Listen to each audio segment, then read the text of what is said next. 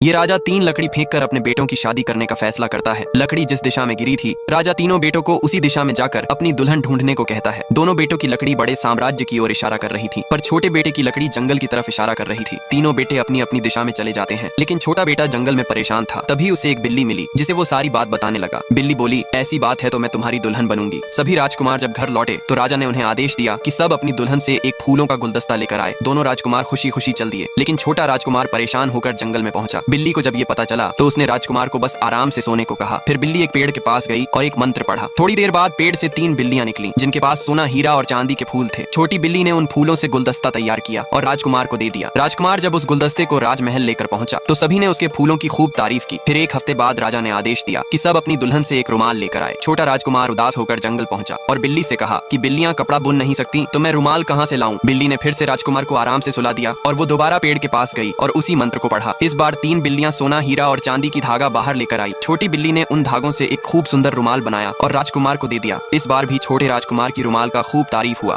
फिर एक हफ्ते बाद राजा ने सभी को अपनी अपनी दुल्हन को लाने का आदेश दिया। छोटा राजकुमार फिर से परेशान होकर बिल्ली के पास गया और कहा, मैं एक बिल्ली को महल में कैसे लेकर जा सकता हूँ। ये सुनकर बिल्ली ने उसे फिर से सोने को कहा और उसी पेड़ के पास गई और एक खास मंत्र को पढ़ा, जिससे पेड़ से तेज रोशनी निकलने लगा। बिल्ली जैसे ही उस रोशनी में गई, वो एक सुंदर राजकुमारी में बदल गई। राजकुमार जब जागा तो उसे देखकर हैरान हो गया। राजकुमार बहुत खुश हुआ और राजकुमारी को गले से लगा लिया। फिर जब दोनों महल में पहुंचे तो राजकुमारी को देखकर सब हैरान हो गए, क्योंकि छोटे राजकुमार ने कभी भी अपने दुल्हन के बारे में नहीं बताया था। इसी खुशी में 7 दिन तक लगातार उत्सव मनाया गया।